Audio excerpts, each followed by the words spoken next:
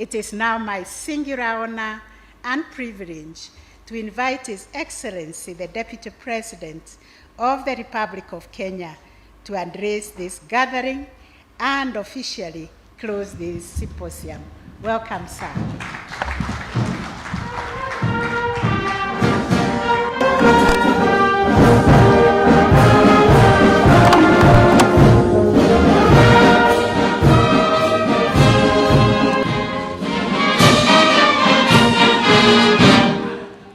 Thank you. Kindly be seated. The Honorable Chief Justice and President of the Supreme Court of Kenya, Lady Justice Martha Koome, the Honorable Deputy Chief Justice and Vice President of the Supreme Court of Kenya, Philomena Mwilu, the Honorable Chief Justices, Deputy Chief Justices, and judges of superior courts from across Africa, distinguished speakers, panelists, discussants, and moderators, eminent delegates and participants, excellencies, ladies and gentlemen. Lady Chief Justice, I must say that appearing before so many Chief Justices and judges is rather intimidating. You know, my lady, in my earlier life, before the people of Kenya decided to bring me to this side of the divide, I was a constant visitor before you in not very pleasant circumstances. So anytime you invite me, I'm a bit hesitant because appearing before you in different circumstances is rather traumatizing, but we are healing slowly. And this continuous appearing before you completes that healing. This was a high-level delegation of skilled and experienced judicial officers. The symposium was, therefore, a platform to share experiences and good practices. Being a discussion on climate change, it was a time to also understand how the judicial system can contribute to countering this phenomena that has posed an existential threat to humanity in Africa and the rest of the world. Allow me to highlight two examples of good practices from Kenya. In the year 2022, the Environment and Land Court planted trees across the country to mark 10 years since establishment. This was a boost to the executive's plan of planting at least 15 billion trees by the year 2032. Further, since the COVID-19 experience, the courts accelerated going paperless through digitization of service. Progressively, this will reduce pressure on trees cut down for paper. Distinguished delegates, diverse research shows that detentions and prisons in most African countries hold more than thrice their capacity. In others, more than half of the detainees are petty offenders. Petty offenders are punishable by a fine, jail term, or both. Most of these people are hustlers. In other words, they may not raise the fines. Instead of custodial sentences, I urge the judiciary to embrace environmental conservation sentence, as has been recommended in a host of criminal justice reports. Distinguished delegates, Kenya is committed to environmental justice.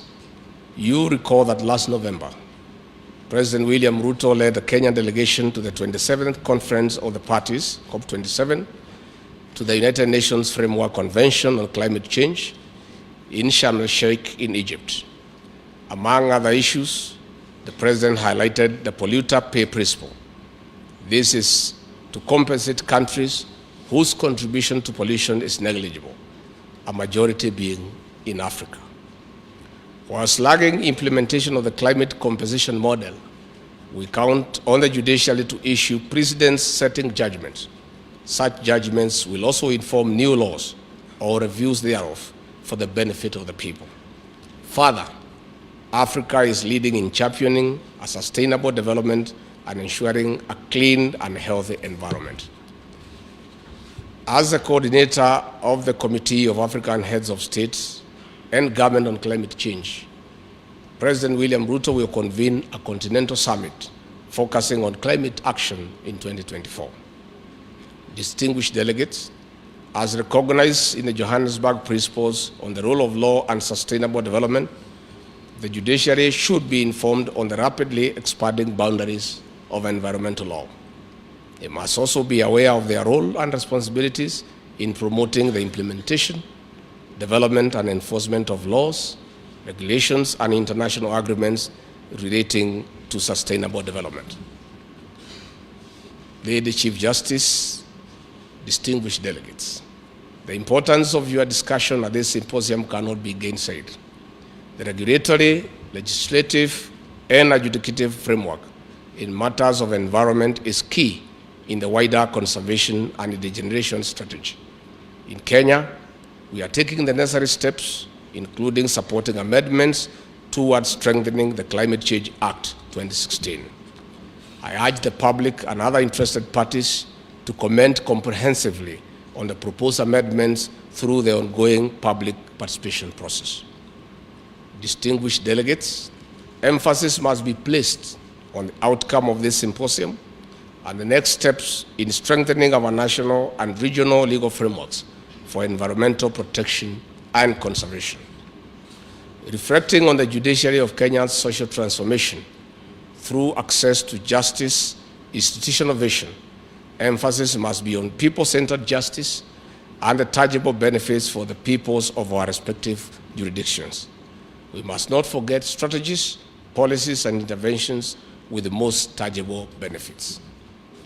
Distinguished delegates, as I conclude, allow me to emphasize that judicial outcomes and principles emerging from your adjudication of environmental matters in informing strategic and policy atmosphere within which all other actors operate. Finally, I invite our visitors to sample the sceneries, experiences, and the diverse Kenyan hospitality before flying back home. Take time to visit the Masai Mara and sample our exotic wildlife species. If you get time, fly to the coastal town of Mombasa and enjoy our exotic beaches as you enjoy the hospitality of the Kenyan people. Distinguished delegates, it is now my honor to declare the 3rd Regional Symposium on Greening Judiciaries in Africa officially closed.